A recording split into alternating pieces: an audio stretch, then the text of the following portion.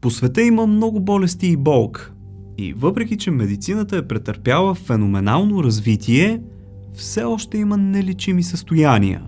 Днес ще ви разкажа за някои много редки, но изключително странни заболявания, които въпреки технологичния напредък, едва сега започваме да разбираме. Елефантиаза. Започваме с едно странно заболяване, което се причинява от паразитни червеи, пренасяни от комари. Крайният резултат обаче е наистина шокиращ. Както виждате, части от тялото достигат до направо огромни размери. Най-често това са крайници, като крак или ръка, но може да засегне гърдите при жените или пък скротума при мъжете. Тази болест се среща най-често в тропическите райони, но не само. Всичко започва с отток, който постепенно нараства, без да може да бъде спрян. Така кракът се приличва на този на слон, откъдето идва и другото име на заболяването – слонска болест. Няма опасност за живота, но пък няма и лечение. Пък оперативното премахване на тъкани носи огромни рискове. Синдром на Юнер-Тан.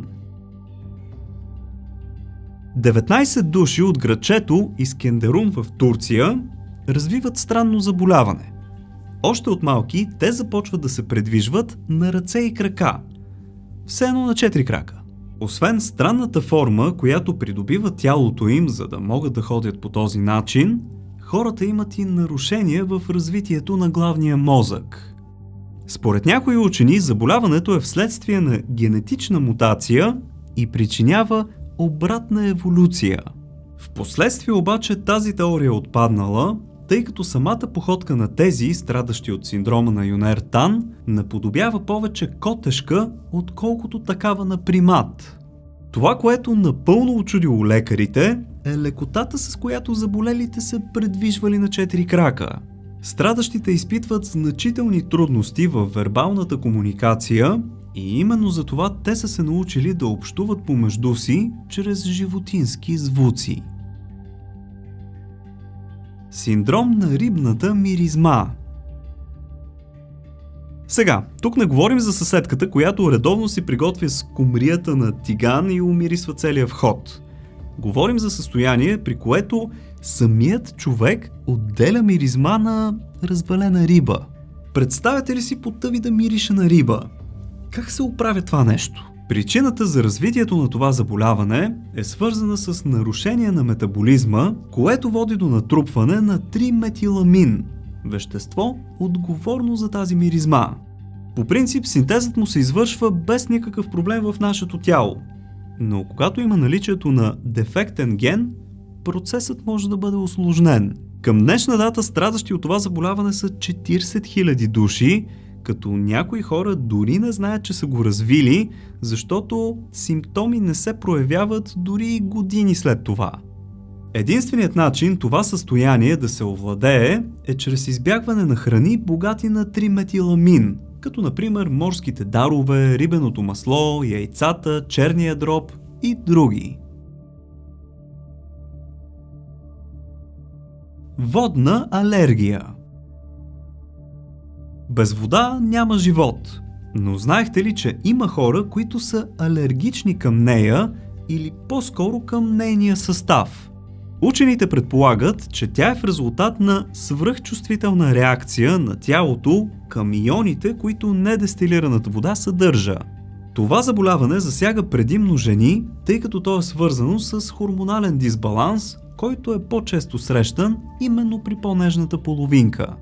Страдащите от водна алергия са алергични не само към вода, ами и към всичко, в което тя се съдържа, като например дъжд, сняг, че дори и пот и сълзите. При допир с вода, дори и морска, се получават многобройни сърбящи малки червени пъпчици, които започват и да болят. Симптомите на това заболяване се борят медикаментозно, но причинителят не може да се излекува. Синдром на Пари-Ромберг. Сведения за синдромът Пари-Ромберг са открити за първи път още през 1825 година и от тогава се смята, че засяга главно момичета под 15 годишна възраст. Най-отличителният белег на пациент, засегнат от него, е наличието на деформирани кожни участъци по лицето. Причината за това е, че самата тъкан претърпява процеси на рязко свиване и разширяване и с времето тя започва да губи своите качества. Около 4 на всеки 1 милион души биват диагностицирани с синдромът на Пари-Ромберг, което е доста рядко. Интересното при това заболяване е, че има няколко регистрирани случая, в които изведнъж пациентът започва да се подобрява от нищото и накрая болестта изчезва. Синдром на пивоварната. Представете си сега да се напивате и да се чувствате пияни след консумацията на каквато и да е храна, без изобщо да сте пили алкохол. И да, има такъв синдром. Това е изключително нестандартно състояние, което се дължи на специфичен вид бактерии, намиращи се в тънките ни черва. Каквато и храна да попадне в стомаха, бактериите отделят вид ензим, който я превръща в алкохол. Тоест, страдащият, колкото и гадно да звучи, може да се напие след като изяде един малък дюнер. За разлика от някои заболявания в днешната класация обаче, за синдрома на пивоварната съществува лечение, което е основано на строга диета и медикаменти. Интересен факт е, че повечето случаи на този синдром се улавят след като полицаи спират пияни шофьори за проверка, които твърдят, че наистина нищо не са пили. Не знам как ще се обясни това на нашите катаджии. Хора, в тази класация съм се постарал да подбера състояния, които все пак може да покажем. Докато търсих информацията и правих разследвания, направо бях в депресия няколко дни. Толкова много страдания има по света. Хипертрихоза. Косми навсякъде, включително и на местата, където по принцип не трябва да ги има. Така най-кратко може да се опише хипертрихозата, позната още като синдром на върколака. Отделно те са много гъсти и растат по-бързо от обикновеното, което допълнително усложнява премахването им. Въпреки няколкото потвърдени случая на този синдром, причината за неговата поява и до ден днешен остава отчасти неизвестна, а медицината все още не разполага с лечение на симптомите. Заболяването може да бъде отключено от физическа травма или от нерви. Така че старайте се да не се ядосвате и стресирайте. Гледайте да живеете спокойно. Синдром на каменния човек. През 1938 година, когато е едва 5 годишен, американецът Хари Истлак чупи крака си в инцидент. Фрактурата обаче като че ли не успява да заздравее правилно и в последствие не може да го движи. Оказва се, че страда от рядко заболяване, което превръща всички меки тъкани по тялото в кости. Така, още преди да стане на 20 години, всяка част от тялото на Хари се вкаменила. Ето така, скъпи приятели, изглежда скелетът му. Младежът могъл да движи единствено устните си. Средно около 1 човек на всеки 2 милиона страда от прогресивна костна фибродисплазия. Благодарение на факта, че Истлак подписва съгласие да дари тялото си с изследователски цели след смъртта му, учените са все по-близо до откриване на лекарство за това коварно заболяване. Пика. Я сега ми кажете в коментарите, колко от вас са си гризали химикала, докато са се опитвали да решат някоя трудна задача по математика. Знаехте ли обаче, че това може да бъде сметнато като лек синдром на пика? Той най-често засяга бременни жени и деца, като стимулира апетита им към нехранителни субстанции, като пластмаса, боя, глина, гума, прах и какво ли още не е. Диагнозата синдром на пика обаче се поставя само когато апетитът продължи за повече от месец.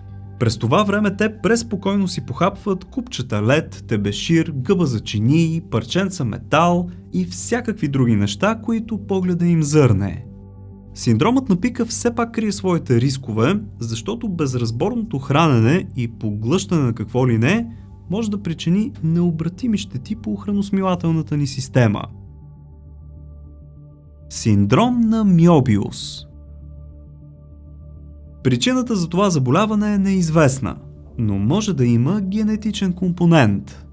Хората, страдащи от този синдром, дори не могат да движат очите си и да изразяват каквито и да е било емоции. Синдромът на Мьобиус е генетично заболяване, което представлява пълна лицева парализа. Все пак, страдащите от синдрома на Мьобиус биха могли да живеят един сравнително продуктивен и здравословен начин на живот, като при тях няма умствено изоставане. Колкото до техните дефекти, те могат да бъдат превъзмогнати по много различни начини, като например жестикулиране, език на тялото и други. Куро. Макар да не звучи плашещо, куро е доста страховито заболяване по няколко фактора. Причината за появата на тази болест е неизвестна, а единственият начин, по който може да се заразите с нея в днешно време, е само когато, и сега се хванете за нещо, изядете мозъка на вече заразените с нея. Страдащите изпадат в истеричен смях, който може да продължи до припадък, че дори и до смърт. Оттам идва и другото име на болестта – смеещата се смърт. Историята също е интересна. На отдалечено място в Папуа Нова Гвинея живеело племето Фор, за което канибализмът било нещо абсолютно нормално. Те изяждали мозъка на загинали събратя в знак на почит и уважение към неговата душа. С това си действие обаче те пренасяли заразата, а тя предизвиква прогресивно и необратимо мозъчно увреждане със сигурна смърт. Най-интересното е, че до 50-те години на миналия век в онзи край около 200 души умирали всяка година от болестта, а учените изобщо не знаели какво я причинява. Цели 10 години по-късно става ясно, че се разпространява единствено чрез ядене на човешка плът. Така, скъпи приятели, лъсва канибализмът в държавата. Както знайното му, така и незнайно практикуване.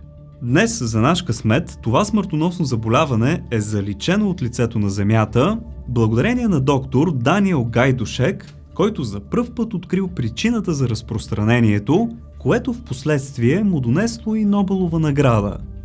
Не забравяйте, скъпи приятели, да се абонирате за канала, както и да пазарувате с промокодовете Clash12 за OzonBG и да Clash за Ardess. Въвеждайки ги всеки път, освен отстъпките, помагате много на канала, за което ви благодаря. Прогерия. Синдромът на Хътчинсън-Гилфорд е колкото рядък, толкова и опасен. Най-общо казано, прогерията представлява процес на бързо стареене още в ранна детска възраст.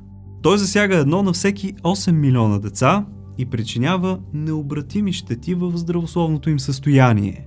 Характерно за прогерията е голямата глава, малкото лице и неразвитата долна челюст. За съжаление, заболелите доживяват до около 20 годишна възраст.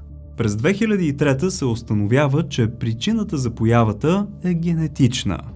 Агенцията по контрол на храните и лекарствата в САЩ все пак одобрява лекарство с името Лонафарнип. То помагало в борбата срещу прогерията, като значително понижавало риска от фатален край. Болестта на дървения човек. Ето, че стигаме до едно от най-редките, но със сигурност едно от най-странно изглеждащите заболявания в целия свят – епидермодисплазия верукиформис. Искате ли да видите какво се случва при него? Ами, ето го. Заболяването е необратимо, а растежът на израстъците е неконтролируем.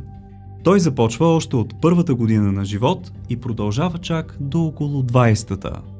Това е наследствена малформация на кожата, която се характеризира с ненормална чувствителност към брадавици и човешки папиломавируси. Според учените, нарушение в регулацията на цинк в организма играе ключова роля за развитието на тази мутация. Синдромът, освен всичко, носи рискове от рак на кожата, лезии и други. Дълго време се считаше, че единственият метод на лечение на това заболяване е хирургическа намеса. В крайна сметка обаче и този вариант отпадна, тъй като стана ясно, че дори след отстраняването им, израстъците отново порастват. Скъпи приятели, малко тъжно видео, но ако ви е било интересно, може да го подкрепите с един палец нагоре или да ударите едно дигитално рамо чрез бутона Thanks, който се намира ето тук някъде долу. Абонирайте се за канала супер бързо и лесно от кръгчето с моята снимка, ето тук горе, пък ако тряснете една камбанка, ще получавате известие, когато кача нещо ново. Ако разполагате с още свободно време, което искате да напълните с интересни знания и факти, то може да изгледате ето тези двете видеа тук. Благодаря ви, че за пореден път бяхте с мен. Чао! И до нови срещи!